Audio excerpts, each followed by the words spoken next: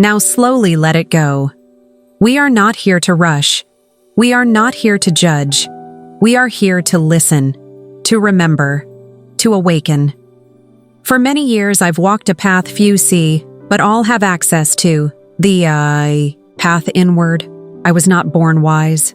I was born curious, like you, questioning everything, seeking meaning behind the noise of this world, and what I discovered is that silence often speaks the loudest.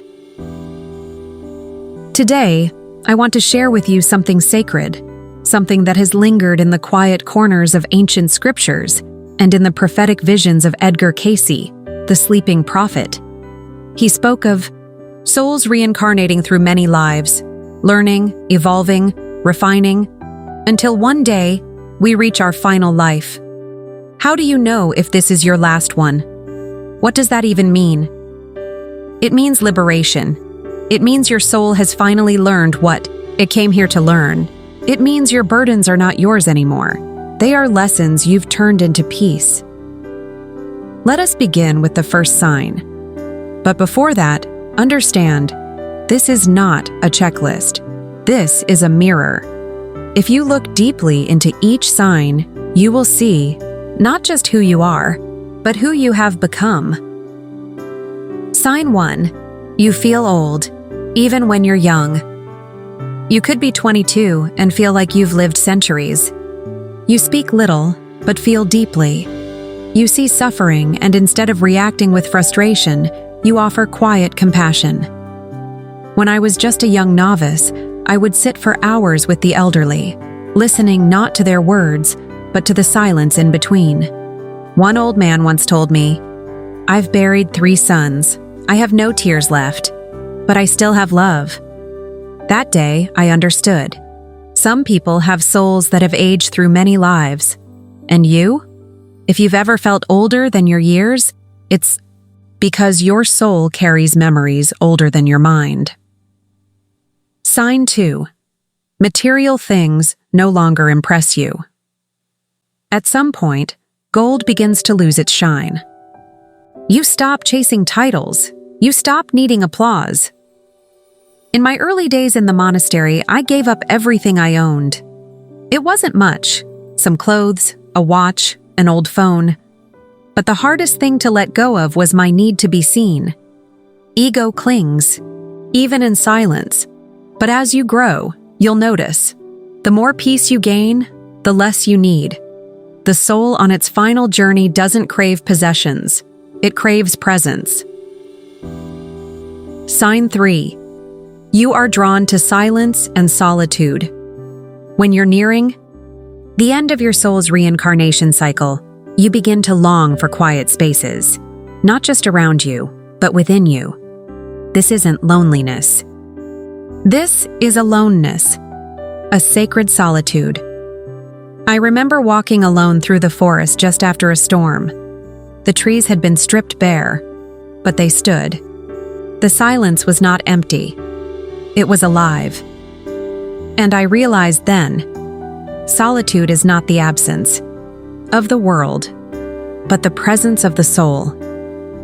Do you crave time alone not to escape, but to return to yourself?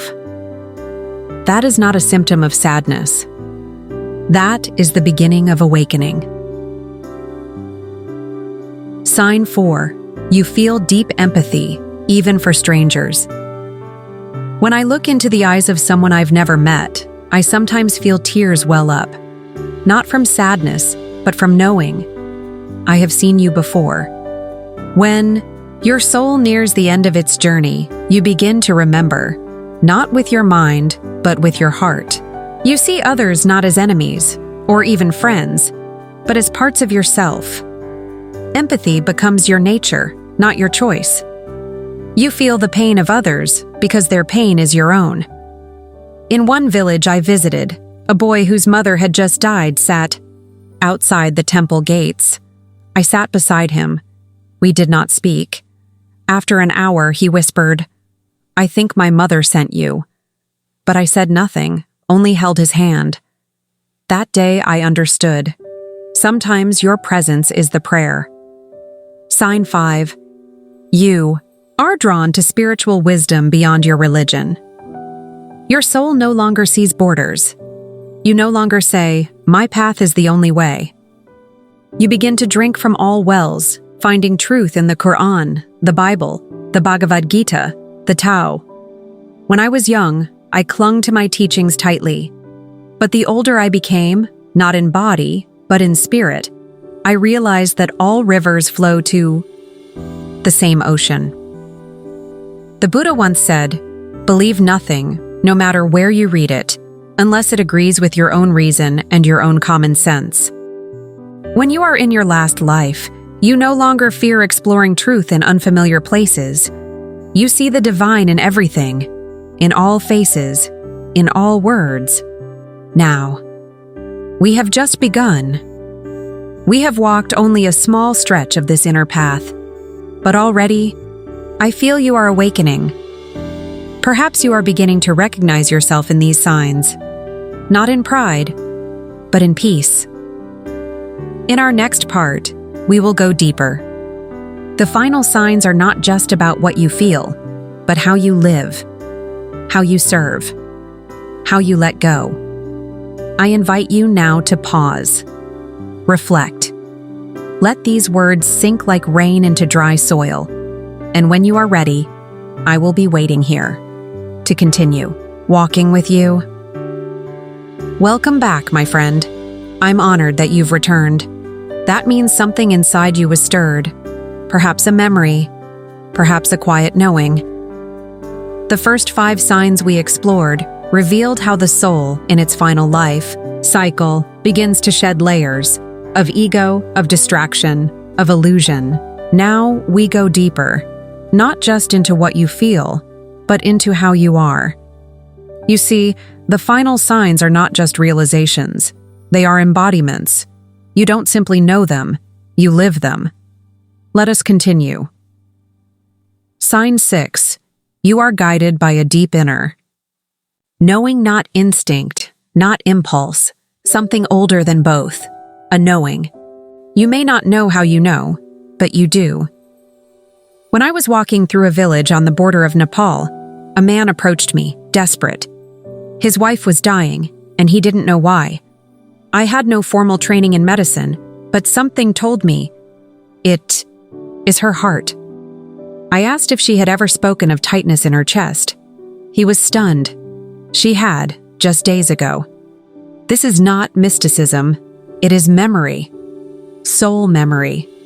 When you've lived many lives, your soul gathers wisdom like a tree gathers rings. And that wisdom whispers to you, not in words, but in nudges. If you've ever made a decision that everyone questioned, but turned out to be right, you've heard that whisper. Sign 7. You feel a calling to serve others without reward. This sign, more than any other, reveals your soul's maturity. When helping others is no longer a choice, but a calling, something you must do, not because it earns you praise, but because it feels like home. You are nearing the end of your journey. A monk, I have met many who gave to the poor or fed the hungry. But the ones closest to enlightenment were those who served in silence. No cameras, no announcements, just the quiet joy of giving. I once met a woman in the Himalayas who spent every morning cooking for monks and beggars alike. She had no wealth. But when I asked her why she did it, she smiled and said, "It keeps my soul warm." That is the calling.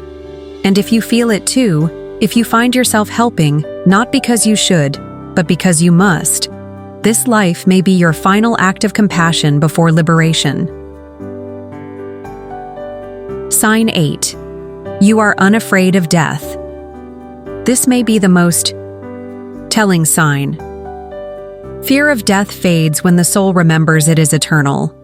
There is a peace that settles in your bones when you truly understand that this body is not the end. I once sat with a dying man, a fellow monk, as he took his last breath. He smiled, not because he was deluded or brave, but because he knew. He said to me, "I have died many times. This time I do it with grace." And then he was gone, like a leaf returning to the wind. When your soul has walked through many lifetimes, you stop clinging. Not just to people, but to existence itself. You begin to welcome the unknown, not with fear, but with reverence. If you have felt this quiet acceptance of death, not as an end, but a homecoming, your soul has almost completed its journey. Sign 9. You radiate peace, even in chaos. This sign is not always visible to you, but others see it. They feel it. They come to you when they're lost. They sit near you without knowing why. Even children, animals, they sense the stillness within you. It is not because you are special. It is because you are empty, not of meaning, but of attachment. The truly awakened soul doesn't shout, it listens. It doesn't seek power, it offers presence. You don't preach peace, you become it. In a storm, you become the eye. In pain, you become the balm. In darkness, you become the quiet candle, flickering not to be noticed, but simply because it must. If people feel calmer around you, if others seek you out not for your answers, but for your silence, if your energy changes a room before your words do, then, dear one, you are not just nearing the end, you are already crossing over. And so, here we are, 9 signs, 9 echoes of a soul that has walked the earth many times and is now preparing to rest. But this is not the end of the journey. Now we ask, what do we do with this knowing? If this truly is your final life cycle, how will you live the rest of it? That is where we go next. In the next part of this journey, I will share the lessons that come after awareness. How do we live as an awakened soul in a sleeping world? How do we walk lightly, give freely, and leave no scar upon the earth? Come back. Sit with me again. There is more to share. You have remembered. Now it is time to live that remembering. You've come far, not just through this conversation, but in your journey of being. The signs we have explored are not simply markers, they are reminders. But the question I am asked most by those who feel these signs stirring within them is this: now that I know, how do I live? Because awareness is only the beginning. What you do with that awareness becomes your offering to the world. In this part, I will share with you the practices, the wisdom, and the truths that have carried me through the years. Lessons I have learned not only from scriptures, but from silence, service, loss, and love. Lesson 1. Live with nothing to prove. When I first shaved my head and put on these robes, I still carried the need to be seen. Even as a monk, I wanted others to say, "Look how peaceful he is. Look how wise." It took many seasons of shedding to realize the soul on its final journey no longer performs. When you stop proving, you start being. You begin to act not from ego, but from essence. You listen more, speak less. You create from love, not from longing. Ask yourself, if no one applauded, would I still do it? If the answer is yes, you are free. Lesson 2. Forgive before you are. Ready, you do not forgive because they deserve it. You forgive because you deserve peace. I once met a man who had not spoken to his brother in 27 years. He carried that anger like a second skin. When I asked him why he held on, he said, "Because he hurt me." I asked him, "And what has that hurt turned you into?" He paused, then wept. Forgiveness is not approval of wrong. It is release from bondage. When your soul is nearing its last life, you no longer seek justice, you seek freedom. And freedom often looks like letting go. Lesson 3. Turn pain into purpose. Suffering is not a punishment. It is a classroom. I have bled in spirit more than in body. I have sat with betrayal, with grief, with hopelessness. And yet, Every wound became a window. Every scar became a doorway. There is a Japanese art called kintsugi, where broken pottery is repaired with gold. The cracks do not disappear. They become more beautiful.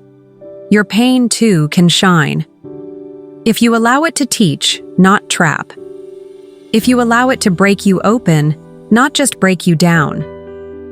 A soul in its last life uses its pain, not to curse the world, but to heal it. Lesson 4. Walk slowly, arrive fully, the world rushes. You don't have to. A wise soul moves like a river, soft, but steady. Do not confuse speed with success. Some of the most powerful moments of your life will happen in stillness. I remember walking barefoot through a mountain village. A small child ran up and placed a flower in my hand. That moment lasted only seconds, but it still lives within me. Presence is the gift only the wise know how to give. In your final life, time slows, not because the clock changes, but because you do. Breathe. Eat. Smile. Be where your feet are. Lesson 5. Let love be quiet and constant. You may find near the end that love becomes simpler. Not fireworks, not fever, but the warmth of a sunrise on your face. Love is in the cup of tea you prepare with care, in the silence you hold when words are not needed, in the act of listening without waiting to reply. I once tended to an elderly nun who could no longer speak. Each morning I would sit beside her and hum a small chant. She would close her eyes and smile. That was love. No need for language, just presence. In your final life, love becomes less about finding someone, and more about being someone who is love. And so we come to a sacred moment. You now carry within you the understanding of the 9 signs, and the wisdom of how to walk this earth with grace, humility, and presence. But there is still more to share. In our final part, I will bring all of this together. We will explore what it means to live in full awareness that this is your final incarnation, and how that transforms the way you breathe, give, love, and finally, return. You've made it this far because your soul is ready. Ready not just to remember, but to release. Join me in our closing chapter. Let us walk home together. And now, dear friend, we've arrived. We've walked together through the signs, through the lessons, and now we come to the still point, where everything we've spoken of becomes not just a message, but a way of life. If you have seen yourself in these signs, if your heart has nodded in silent recognition, then you may be carrying the deep, sacred truth. This could be your last life. But what does that mean, really? It does not mean the end. It means the fulfillment. The final act in a play that has spanned centuries. The closing of the soul's earthly curriculum. The soul's gentle exit. Living without fear. Dying without clinging. In your final life, you begin to live in such a way that death no longer frightens you, because you no longer chase immortality in things that rust and rot. You do not fear leaving, because you have fully arrived. You begin to see each breath as a miracle, each sunrise as a benediction, each moment of stillness as a reunion with the eternal. And when death comes, you won't run. You'll bow. You'll say, "Thank you. I've learned what I came here to learn." Your legacy will not be what you leave, but who you've become. The final soul doesn't need monuments. Your legacy won't be in marble. It will be in moments. Stranger who felt safe in your presence. A child who smiled because you smiled. A life made softer because you chose peace instead of pride. The soul in its final life understands that being kind is more powerful than being right. That a gentle word is a better inheritance than gold. That to live simply and love deeply is the truest form of wealth. Your presence is the gift. your life, the offering. You no longer need to become someone. You are already someone. And now, your only task is to give yourself away, not in martyrdom, but in majesty. The quiet, powerful majesty of presence. You don't walk into rooms to impress. You walk in to uplift. You don't speak to be heard. You speak to heal. And even in your silence, you teach. The final breath is not the end. It is the return when the last breath comes, and it will one day. It will not be cruel. It will be curtain call, not for an end, but for a reunion. Back to source, back to stillness, back to love, like a wave returning to the ocean, like a flame dissolving into light. You will not vanish. You will expand, beyond body, beyond identity, into all that ever was and ever will be. If you remember nothing else, remember this. You are not here to be perfect. You are here to be present. You are not here to control. You are here to trust. And above all, you are not here to stay. You are here to transform. And if this is your last life, let it be the most luminous, not because it is without pain, but because it is full of presence. You've walked far to get here, and now you walk forward not as a seeker, but as one who remembers. Go now, live gently, love boldly, forgive quickly, and leave the world softer than you found it. Scene fades to a warm golden light, text on screen. This is not the end. This is the return. Thank you for walking with me. If this journey touched your heart, share it with someone who needs stillness. Leave a comment with what resonated most with your soul. And if you wish to walk further on the path of peace, subscribe, not for me, but for you, so that we may continue this journey together.